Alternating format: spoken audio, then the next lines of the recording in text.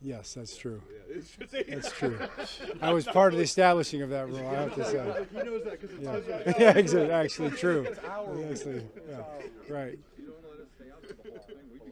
Sure you would. Sure you would. We got so many complaints about that in November and December.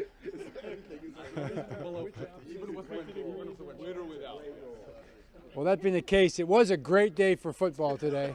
As Tom Reed always said, every day is a great day for football. So, what questions do you have? John, obviously, yesterday the trade deadline passed, no moves made. Is there anything you can tell us about? I mean, do you feel like there was anything possible or anything like that? Oh yeah, there were possibilities. I thought Eric and the guys did a great job. They were working on different things that maybe could come up. There's probably I don't know how many deals get made, or 3 or 4 or 5 deals I saw, I think, but I'm sure there were hundreds of things talked about across the league. We were involved in different kind of conversations, but nothing came to fruition. What do you think that tells the team, that no moves are made? This is the team, you're sticking with them and going down the stretch here the rest of the season. What do you think that says to your players? Well, that's a great question. I hadn't thought of it so much like that. I think our guys know how we feel about them, but we're certainly not, we're not in desperate mode. We're not going to do something out of desperation by any stretch. We have a really good roster like we talked about Monday. And I love our guys. We have everything we need. And our guys had a great practice today, and we're looking forward to Sunday. That's really what we're thinking about. John, you had the London travel questions, the short week, the out west. I know it's one at a time, but when you look at the next 3 in that window and 11 days home, is that a huge stretch that you look at as an opportunity for your team? It really is. I mean, it's something that we've, long term. Our long term is probably 3 weeks. Our short term is Sunday, even Thursday. But that's the kind of the bucket right in front of us right now. Do as well as we can over that stretch, and we're thinking a lot about that.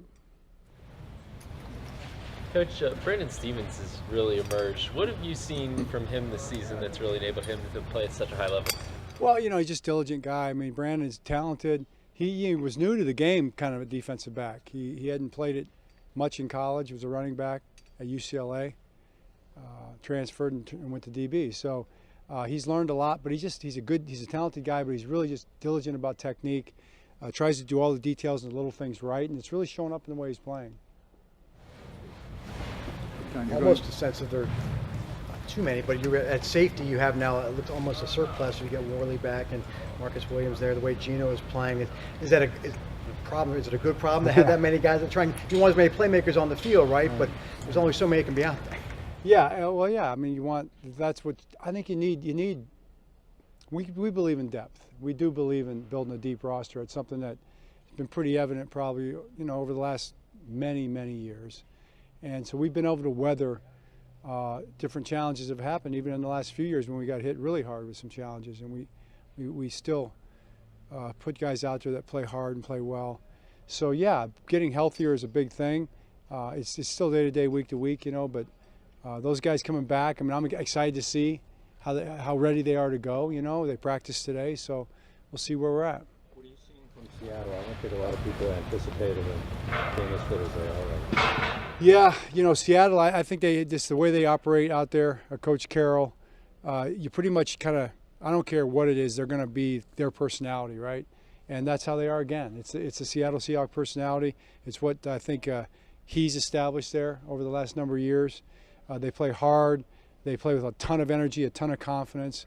They're disciplined, they're tough, all those things. And they're going to come in here bringing, like they always do. That's how they kind of what you would expect from a Seahawk team. There's a lot of talk about Smith. I mean, it seems like he's kind of not that second life out there in Seattle. Yeah, Gino, gosh, yeah, he's playing great. Had a great year last year, and they've settled in with him and makes a lot of throws, play action, boots, drop back pass. He's scrambling. Every now and then he'll come up with a draw or a quarterback run in a critical situation. So he's playing really good football. There's a lot of talk about Metcalf and really that whole receiver group. When you watch them, what impressed you about them? Right, very, very wide receiver driven. That's kind of, and they've got really good tight ends and backs too, and the backs are carrying the ball. But from a passing game standpoint, man, those tight ends get the targets, and the wide receivers get the targets, and they all do certain things really well. Got the young Ohio State Buckeye in there, and he's screens and underneath routes and take off on a double move. I mean, Metcalf, gosh, look at him. He's just a kind of a beast out there doing different things. And Lockett just continues, no change. I mean, as long as he's played, he's still the same player he was his first couple of years. So those are all people that we have to contend with. John, obviously you want to get everybody as involved as you can offensively, but do you feel like do you want to get Rashad Bateman more involved? You only had the 2 targets on Sunday. Yes, we do. We want to get everybody more involved. I think that's kind of is the answer. Like you framed the question, and Rashad definitely. If he starts popping and making plays and catch and run types of things that he does, that's going to be something that's just going to be a real problem for defenses. And you probably can go right down the line with every guy. And the more we can get those guys involved, it's not going to be every player every game, but the more we can get them showing up different games, I think it's just going to make everybody better. John, you guys have sort of gotten back on track in terms of red zone offense the last couple of weeks. How important is Gus Edwards in the running game in general been to that?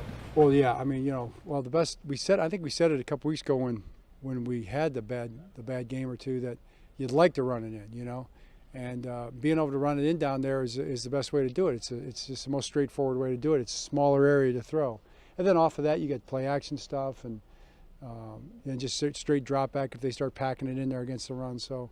It kind of starts with that. John, I know speaking to Gus, we didn't see him out there today. I know injury report will come out later.